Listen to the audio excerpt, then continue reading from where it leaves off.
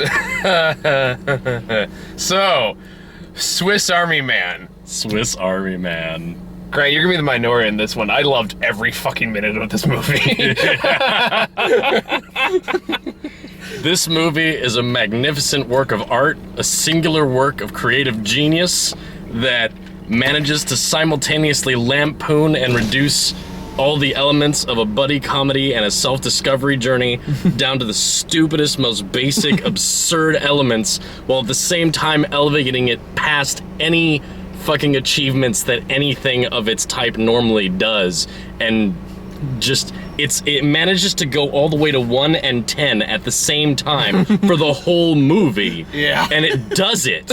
You prepared that statement, didn't you? I've been thinking about it a lot. I saw it last night, and I've just... there was a moment at the very beginning where I was wondering, like, did these guys seriously just... Yes, like, did they seriously just try to see if they could make a somewhat serious movie with fart noises throughout the whole thing? But then he put the cork in his ass, and I was like, oh, okay, we're not gonna have to do that the whole time, literally. Yeah. But I think that's kind of where like I was able to like loosen up to myself, because like I didn't like it as much as you guys, but I did like it quite a bit. That's like the first 10 minutes or so. Grant was like, ah.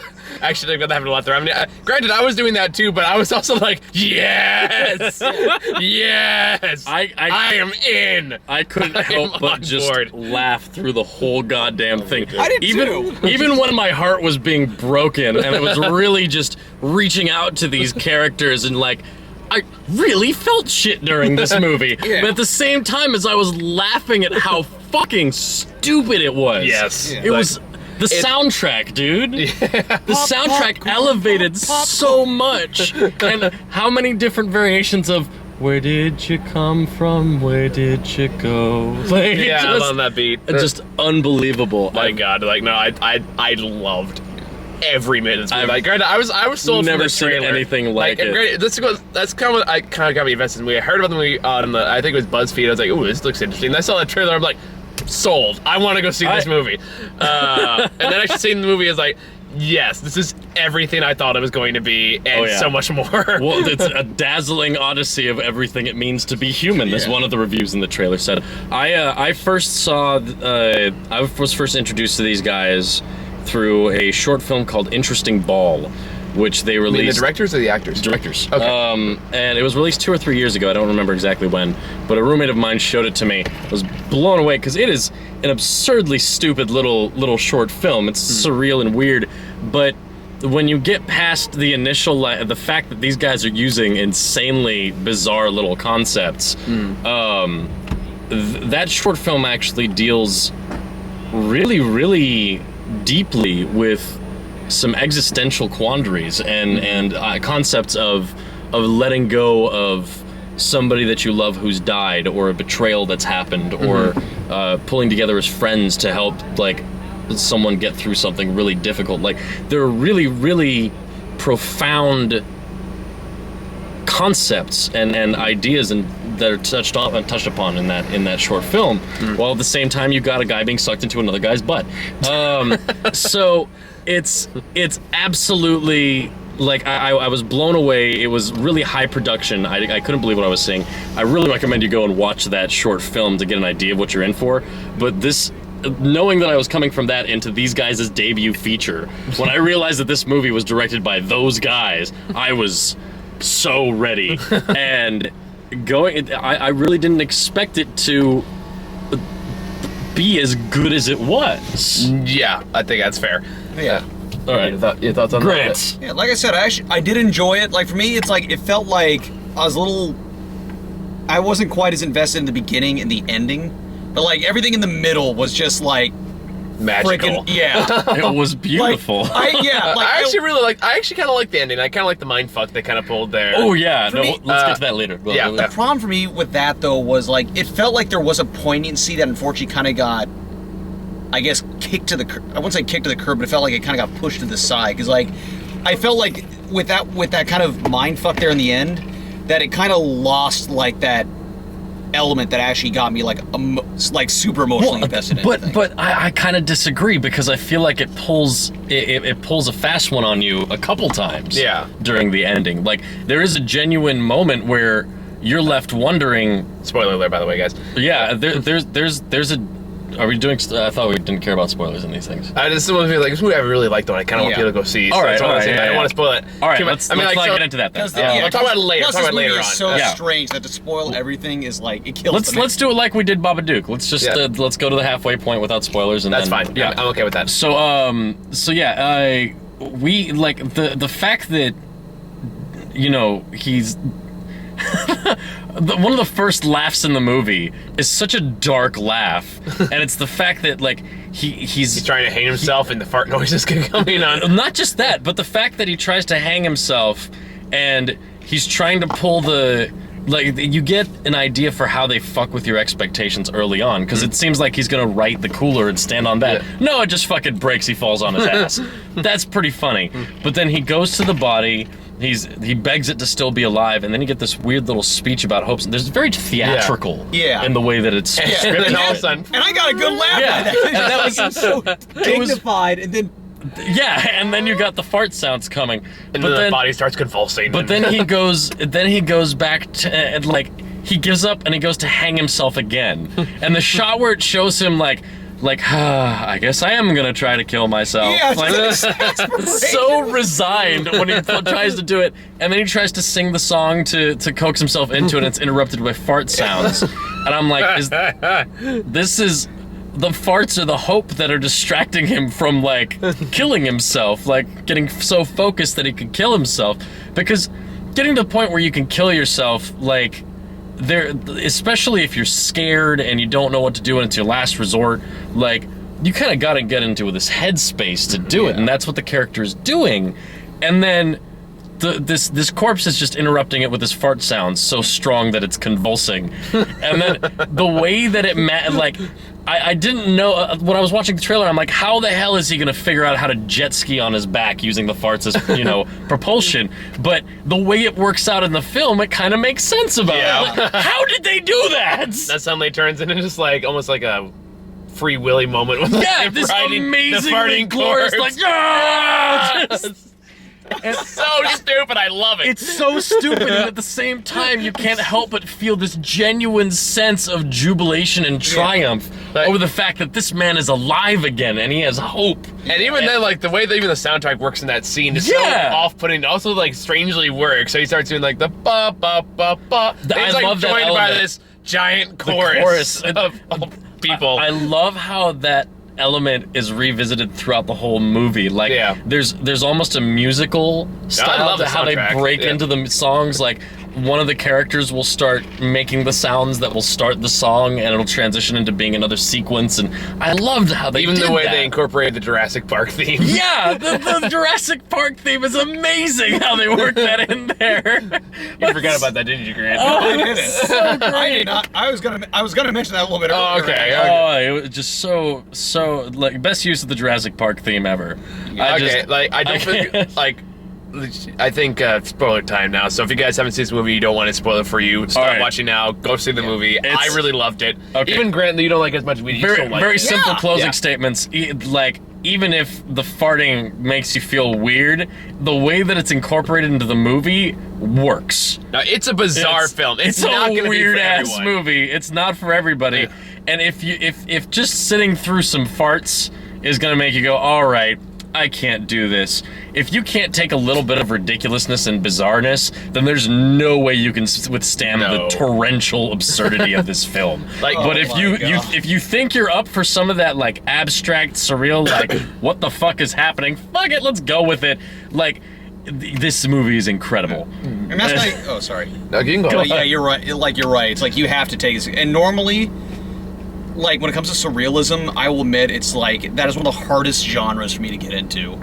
Yet I think this movie did it kind of like the right way, where as you said, it's like it's the way that they were kind of subversive with its ridiculousness versus like having kind of pretentiousness to it. It somehow manages to disarm you with the humor, and then hit on these really, really powerful, like, I mean, the first moment that the corpse asks, "What's life?" You're like, "Whoa, wait." The corpse talks, by the way. Yeah. Well, of course, have you seen the trailer? You've seen some of that stuff. Yeah, so like a lot of stuff is in the trailer. It's like, but I would recommend watching the trailer, and if you watch it, you go, that looks really stupid. I don't like Akechi. You're not gonna like this movie. But if you watch that and you're like me, and you go, yes, there's all something, the way, yes, then you're gonna love this movie. Because this movie has been very divisive from what I've seen. Oh, well, yeah, it's sure. Fuck everybody though. This movie requires it's weird because on one hand, yeah, I feel like your average moviegoer might not enjoy this movie, but I feel like the fringes will. Whether you're the kind of person who's into really dumb, like, fart humor, or you're the kind of person who's into really pretentious philosophical shit. So like, it's the one place where Adam Sandler fans and There Will Be Blood fans can meet together. Sure, yeah, basically. And like, share an adventure. It's this weird, On like... the topic of that, Paul Dano connection. Paul Dano, yeah. Just meeting in the halfway point over all the normies in the middle, like it somehow manages to transcend any expectations you have. All right, so spoilers. Let's go. All right, let's so let's talk about the ending, because I thought the ending was actually really interesting to me, because it does kind of trick you out into making you think that Paul Dano may have been just a psychopathic monster the entire time, who was only 5 minutes away from civilization the entire movie. Let's also follow like a few different like twists in the film. We're talking about the fact that from the start, they very, very easily make it possible that this is all in Paul Dano's head. Yeah. Yeah, and he actually managed to hang himself. Felt the same thing. Yeah. I saw the trailer. I thought it was gonna be like that. What's that one French story about? Like that guy who's getting hanged. The thing breaks. He thinks he's escaping, but it turns out. I know exactly. I don't know what it's called, but I know exactly what you're talking about. Something on Owl Ridge. Yeah, something like that. But yeah, it manages to carry that theme on for a while, and then you get to the point where he runs into real people, and then he realizes that that's his phone, and then he realizes that's not his girlfriend. But how much of it makes you think like maybe his ideas are the corpse's ideas, and they've got this mind meld, and it's all in his head, And at the same time, like, as he remembers what's going on with the phone, and then you realize that he's just, like, this weirdo who's really lonely, maybe? Mm-hmm. Yeah. And the whole final sequence where he's, like, talking to the corpse and running away with the corpse, and, like, people are chasing him, they're like, where are you going? Like, it's this such a... It manages to carry on the absurdity of the rest of the movie, because at the same time as you're kind of invested in the whole idea of him escaping with Manny and going, like, getting him away from these people, you've also got these people who are like, the guy's just, what the fuck is he doing? Like, he's running away with where is he going? Like, it's just... Well, it's like, it's also that and the fact that you're really not sure, but just his mental sanity, because at this point he's acting and sounding insane. Yes, and the fact that's evident, like, Manny's not moving at this point. Yeah. Manny is just a dead body, and you're like, how crazy was he? Yeah, and then there's no way that he actually did all that hunting and shit on his own. Like, that had to be real. But the problem is, like, you wouldn't even that's real, because of the same fact, it's also making it perfectly clear that everything he built that was supposed to be really far away was only 5 minutes away from all of civilization. So I was like... Well, that's the interesting thing to me, because I think that he may have gotten actually lost, and then he ran away, and he may have gotten actually lost, and then he washed up on shore somewhere, assumably where, like, near the area that he first fell, but who knows, he could have crossed some little gap in the water or something. Mm-hmm. Yeah, like there's been like an inlet or something. Yeah, there's no telling where he actually ended up after he, rocketed away on Manny. So then it does this whole thing where they was trying to reawaken the memories. So I don't think that it was really a big deal for him to not for him to be, like, maybe he made it so close and then he stopped to help his friend regain his memories. Maybe. And that's because there was a whole point where during that sequence where he's building all those things, I'm like, where the fuck does he need to go somewhere? Where's he? I mean, is it that important that he helped Manny recover his memories? But he just really wanted to rock that dress. I mean, you could really see that there's also a metaphor in there for the idea of just, dropping everything you're doing just to help a friend get through something really tough. Yeah. Mm-hmm. And there's some really poignant elements of friendship through this movie. And some really weird moments of surprising triumph in ways that you're like happy for and trying to, like, laughing at the same time, like the part where they're drowning and the way they escape is by uncorking Daniel Radcliffe's ass. Well, let's first remember that when they're drowning and he's being dragged down, he realizes he's being dragged down, but then he realizes that instead of trying to separate the rope or anything, he goes to save his friend. Yeah. He doesn't try to swim back to the surface. He risks it all to go save his friend. Yeah. And then the bubbles coming out of the mouth is like he realizes he might be able to have oxygen, and so they start kissing, and he starts being able to breathe, and then and let's not forget to mention Daniel Radcliffe, performance of his fucking career. Oh yeah, we thought the same thing. Unbelievably convincing as a dead body. That like all of his weird expressions, like when he was finally happy underwater and like bubbles start pouring out of his mouth, and he's like. Even just like the little ticks on him, like that whole like kind of like the lazy uneven eye. yeah. And like when he's trying to teach him facial expressions, like pulling his face in different directions. But then that moment where he realizes that he's full of air again, and he like the way they reveal the uncorking, just the cork. The cork. He literally put a cork in his ass, but just bloop up above the water, and then the slow motion with the chorus swelling and just bursting out of the water, just triumphant. It's so amazing. And just the dialogue is just so great too. Oh, like it both is. Paul Dano and Daniel Radcliffe just knock it out of the fucking park with Oh this. yeah. I mean, Paul Dano's a pretty reliable actor. Whenever he's in it, you know he's going to be good in that movie. Ever since LIE, I have followed what he does, and I have never he's seen LIE. always been. He was like There Will Be Blood was 13 my or first 14 in that movie. Like There Will Be Blood was my first introduction to Paul Dano. The big ones that stand out in my mind are that one, There Will Be Blood, Little Miss Sunshine. That was my first introduction. Yeah, that was when I saw him again after a while. I was like, oh hey, it's that guy. And I feel bad for anyone whose first introduction to him was Cowboys and Aliens. Oh boy. It wasn't a terrible movie. No, I didn't think it was bad. Yeah. Or at least not that bad. But yeah, at the very end of the movie, they have a serious span of time where you're wondering if Paul Dano was actually insane this whole time. Mm-hmm. And it turns out but just that when hope is down and it looks like its time is up for Paul Dano, Yeah. hear the magical sound. yeah, And presumably Daniel Radcliffe goes off into the distance, farting in his way through the ocean. No. with that I'm off to giant save doofy another grin one. on his face, and Off all to of his save friends, another. and the most perfect, fantastic. The fact that like, did you know that was Mary Elizabeth Winstead? Yeah, I He did. pointed Ramona Yeah. Flowers Yeah. pops up. But I love that she is like this, even when everyone else is getting swept up in I this felt shit. so bad for her Like- in this movie. When everybody else is getting swept up in this shit, she is very clearly the only sane person in this movie. And the closing line of, what the fuck? Just is the perfect just way to commiserate with the audience on what they've just seen. And really, when you look at it from this movie from her perspective, this is an incredibly horrifying film. It really is.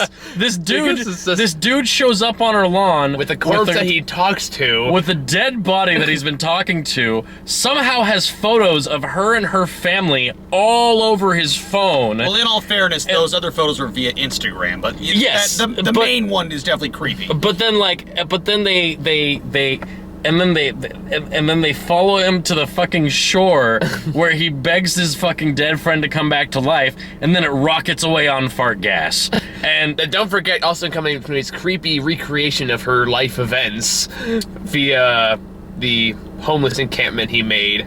I don't know. See, that's the thing. I don't know how much of that was an actual recreation of the her bus life, definitely though. was, and she The realizes bus- that. The bus was, but Because there were things that were based on the Instagram photos that he saw. He was based. I didn't figure that out. Oh Yeah. shit. See, that gets Oh, like creepy. that's so much weirder. Yeah, I told you. Oh, that poor woman. I know. I felt like so bad for her. 'Cause, like, this Poor poor woman. innocent mom just got dragged to this psychotic freak show. The farting. She was just corpses going and about her bears. day, and then she tried to help this guy and found some of those disturbing shit. And like, It's the Hitcher all over again. oh god, but this movie hits so many levels, and it's so amazing at all of them. I've never thought that I'd be able to see a movie with so much farting as like high art. Like this is some serious artistic chops that you've got on these directors. And from the editing to the cinematography to the way where they choose to put slow motion to the music to the script to the act, like all of it, every part of this movie is perfectly executed. And it's really difficult to compare it to anything else you've ever seen in your life, except maybe like a super deep emotional version of Weekend at Bernie's. Like, honestly, you know what it reminded me of? Oh my God, Warm Bodies. I didn't see Warm Bodies. Not nearly as good, but it's like kind of similar concept. Warm Bodies is basically Romeo and Juliet with zombies. I figured as much when I saw the trailers. I really liked that actor from the first time I saw him in X-Men? No, I saw him in You mean LIE? no, Something about Paul Paul Dano was in LIE. I mean the guy, and Nicholas Holt. Yeah. Yeah. When I first saw him in Skins. Oh, okay. Yeah, he was amazing in that. Oh, I didn't realize. I never saw Skins. I'm assuming you mean the British version. Yes, of course, the American. Oh, I heard that was a train wreck. It was so atrocious how they translated the characters. All you have to do is watch the pilots of both, and you'll understand exactly what's wrong with the American version. But the British version of Skins is rough. fucking deeply heartbreaking. That show will tear your fucking guts out.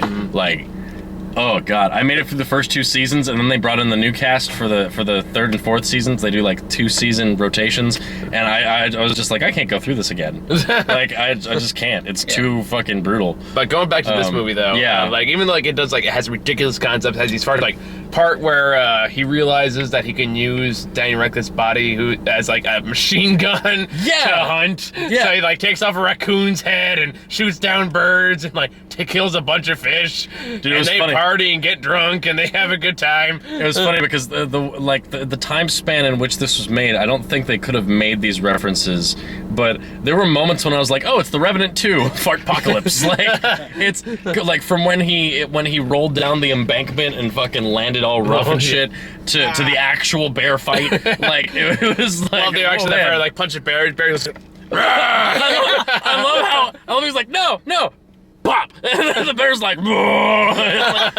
the response you'd expect from a bear, but he literally just bops a bear on the nose. The bear's like, the fuck you doing? He's like, what did you just say? And not nearly as bad as The Revenant, where the bear did everything except fuck Leonardo DiCaprio. I'm pretty sure it did at some point. He was unconscious for a little while. But like, it was. And even actually, they careen towards the heavens, and then they have like, the emotional moment on the tree branch where it's like, "Are you crying?" It starts like pouring out water. Yeah, it's just, and that was the part where I actually got really amazing prosthetics. Yeah, like, yeah. Oh my God. I think I'm crying. I don't like this. But that spiel, what that turned into, that was more like the word choice. Something actually hit me pretty hard there. Yeah, It was like it does that. It's remarkably existential for it does. It's like a part of me kind of wanted to cry that whole bit. Where it's just like, you just want to find that one person that doesn't make the rest of this world feel like shit. And it's oh God. And then the whole "I want to be dead again." It was like, oh fuck, that is what it feels like. Jesus, and like a lot of first love tropes going through there too. Yeah. But even in terms of like buddy movies, if you want to talk like if like the self-discovery and growth buddy movies where one person is just like trying to fucking deal with this other doofy guy, whether you're talking about stuff all the way back to the dumb stuff with Chris Farley and where he was who was it worked with him all the time in those movies? Which one? It wasn't David Spade. Which movie? Yeah, it was David Spade. It was David Spade? Oh man, he was so little. But yeah, like Tommy Boy and all those things. But then all the way up to like Seth Rogen and James Franco's shit, like Pineapple Express. Like, I know you do, fine. You have a problem with those movies, but in terms of the way the elements work in those films, in terms of a buddy movie where like they both have to grow and discover themselves and they're both in denial about something about themselves, this follows a lot of character arcs that those buddy movies do. while also having magical boners. Magical boner. Dude, when he's trying to show the little girl all the magic shit he does, and he brings the boner. Oh god! Like, it was amazing. I think I actually buried my face in my head like, oh, I was dear like, no! And Paul Dano's reaction was perfect too. I put that away. And she just starts crying, and I'm like, oh god, like, and this, okay, one of the little touches I really liked at the very end when the corpse was farting a lot, and the parents were like, what's going on? And like some of the other people are like, whoa. I like the camera's reaction, like the dad's reaction is surprisingly like, oh. Yeah, right. Like, go, Willie, go. But then the little girl's response is just to be laughing her ass off while her parents are holding her. I loved that. Farts are funny. Farts are funny. It's just, they just are. So. Oh man. I don't know. I feel. I feel pretty good about this. Now we gotta see Independence Day 2 today too. Yeah, that's not gonna be as good. No. Are you? We got 10 minutes. Well, what do you think? Like, is there anything else I think we covered like most everything we can. It's one of those things you're like, you have to see it for yourself. It really. And I hope more people go see this because there's only like 3 people in our theater. No, dude, last night when I went to see it in like the advanced showing, there was a good like 20 people. There at least 20 people there. Okay, good. For a 9:30 pre-showing on a Thursday night, like that was not a bad turnout. Yeah. Plus for us, we got like a 10:20 showing where like not too many people go. I mean, that's why I was like, I didn't really take it too seriously. Yeah, you've had these. We've had these moments with some of the reviews we've done in the morning. You got to remember, it is like no. Like I'm not saying this is a reflection of how every audience is. I'm just hoping more people go see this movie. Yeah, most definitely. And like support weird shit like this because I want to see more shit like this. I can't wait. I left this movie almost immediately, just wanting to see what they're going to do next. Just immediately wanting to see more from Daniels. And also, like the funny part was the funny part aside from the movie was the fact that the theater we went to clearly had no idea what trailers to put in front of this movie. We got a little bit of fucking everything. Yeah, I was just like, what the? First we got like an Amazon movie, which was weird. Then we got Bridget. That first one was it was a Woody Allen movie. Oh yeah. Amazon Studios. I guess Amazon has a studio now. Okay. Yeah, well that's what they do for because they make their own original productions now. They have like several TV shows. Yeah, but are any of them good? Oh, take it back. There was one Nazi one. There was one Nazi one. That's Man in the High Castle. Yeah. There was another one. I know they tried to bring back Zombieland. That failed spectacularly. Don't remind me of that. That being said, though, I'm looking forward to the sequel coming out.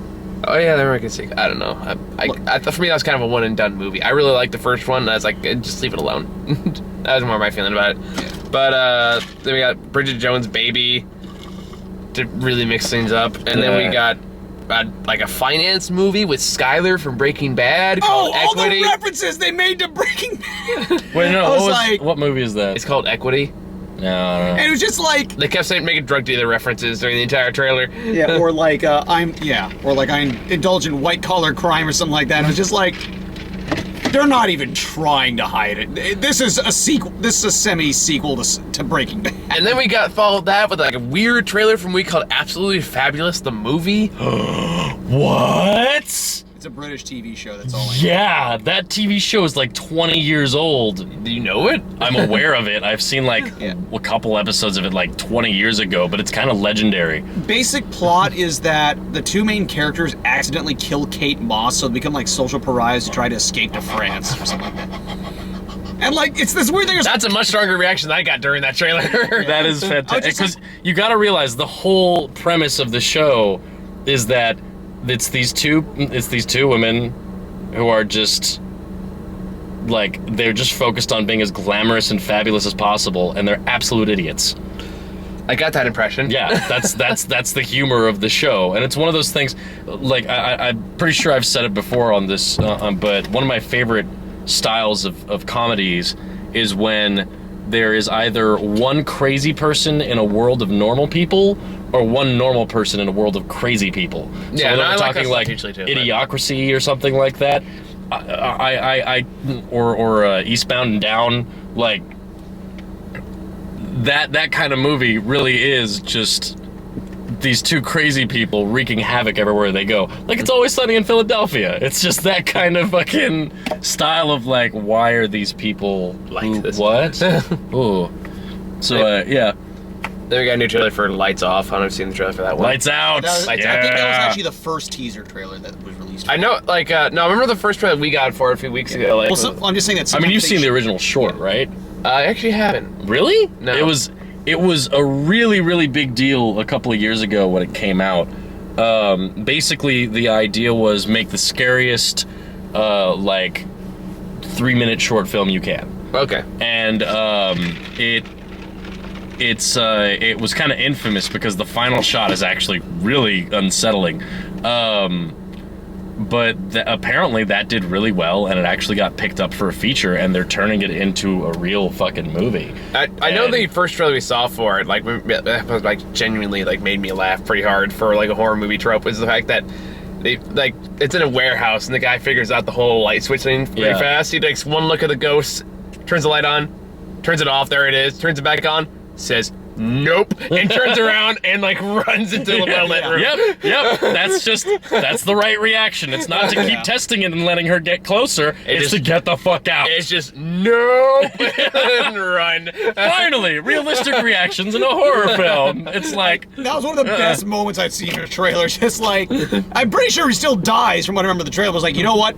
At least he tried. At least he had the right response. He wasn't just like, I hear a creepy sound outside. Let's go. Hello? Hello? It's somebody out here. Well, I guess I should wander away from the sanctity and safety of the house and just wander, like, into my lawn and maybe into the backwoods to see if there's anyone out here. Like, it's none of that. It's just, what? Oh my God, I'm out of here. Done. So, yeah. I'm gonna lock the door, and apparently, wait, did he lock the door? I can't remember. I don't know. I know the lights went off in the office. Anyway, it was a good idea. Yeah. And then we got Free Fire, which looks like an interesting movie. I don't even know. That's a movie that has, what's her name? She was in, isn't any of these trailers. Oh, right, that's the one about the gun deal that goes sour. Yeah, it has that guy from District 9. Sharlto Copley and Brie Larson. And Brie Larson, that's what I'm thinking of. Yeah. It has, like, a really good cast. It looks like a bottle movie. It's also like a comedy. It's about a gun deal that goes wrong. Everyone has a gun, so they just kind of start playing, like, laser tag, basically, by the way they're acting. Like, one of the people on, like, Brie Larson's side accidentally shoots her, and he goes, oh, sorry about that. Yeah, your baby's sorry. Bang! Shoots him back. Yes. And like, and everyone's kind of laughing about it. There was at some point, there's even just like some third random guy that gets in. It's like, I don't even know what side I'm on. Yeah.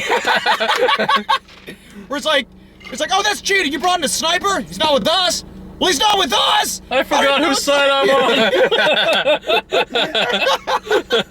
on. So I actually liked, like, it was a short little bottle movie. I can actually get behind it. Yeah. I don't even remember this one. Do you remember what American Honey was? That's the one with the kid, with that one girl who goes out with Shia LaBeouf and a bunch of other people. Oh, the one who's like, ooh, dancing, Yeah. emo, Where they basically emo, pull kiss, up- sex, fucking, Shia LaBeouf, acting muff. Muff, tough. Acting muff. Acting muff. He kind of does have a muff on his face, They kind of pulled off a Nerve trailer where it's just like, what the hell is this movie trying to be? It didn't piss me off nearly as much as the Nerve Oh, trailer. no, I agree. Nerve was like way more dysfunctional, where it just went from like, Have you seen the Nerve trailer? No. oh, God. Every time I see that trailer, I think of like, oh, this is one more reason why this concept makes no fucking sense. Yeah. It basically goes from like a teen self-discovery movie to like Conspiracy and then Death Rain at the end of the trailer. I was like, what the hell did we just watch? But it's going to be a very shitty movie. Yeah. What trailers did you get? Do you remember?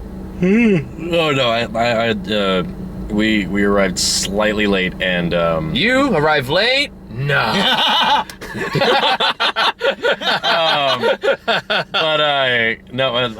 we arrived just in time to catch like half the trailers, and I decided to hit the bathroom. So I was like, I got a moment, and I walked in literally right as it was like, turn off your cell phones. You do fucking that ingrates. every time. I don't know how you do that. Perfect timing. It's fucking perfected. On that topic, we should probably We gotta head to go see Independence Day too. So final thoughts, guys, real quick. I think I've spoken enough hyperbole about this movie, but I mean, even though the insights that it has, the more cynical may find reason to be like, well, I mean, yeah, we all die someday in love, and I don't care about love. Like, if you're one of those assholes, I mean, why are you even watching this? Go away. Yeah. But if you're the kind of person who's able to get swept away in like filmmaking, then yeah. This will surprise you on multiple fronts. It will not be anything you're expecting. I mean, it'll be a lot of what you're expecting, but it'll be a lot more. And at the same time, it will also be unlike anything you've ever seen in your life. I agree. I mean, it's like I said, I didn't quite like it as much as you guys did, but I still really enjoyed it. It is so hard to find a movie that's able to make like something so lowbrow but heartfelt at the same time. Mm-hmm. It manages to take the lowbrow elements and get you used to them. Yeah. To the point where they can be used as genuine plot elements. Yeah, and it's just so damn gleeful about it. And it's like, it's hard to find something that's just like that heartfelt. Yeah, it was really touching. Yeah. I just know 2 things. One, the farting corpse is now my new favorite superhero name. And I want that to be a comic book. And 2, next time I masturbate, I'm gonna think about your mom. That's pretty great. Oh God, just the childlike innocence of him trying to figure out like how to interact. I with him. have so many questions about everything you just said. All right, we gotta wrap this up though. Great movie though. I loved it. I'd go see it again if I had time and money. I actually wouldn't mind doing that. I know, right? Yeah. If there's time, I might actually do that. That sounds All right, pretty let's hustle because we gotta get going. Yeah. So, All right. see you guys. We're gonna talk about Independence Day 2 later today. You're not. You're going away. You lucked out. Anyway. Yeah. So, see you guys later. Bye. Bye.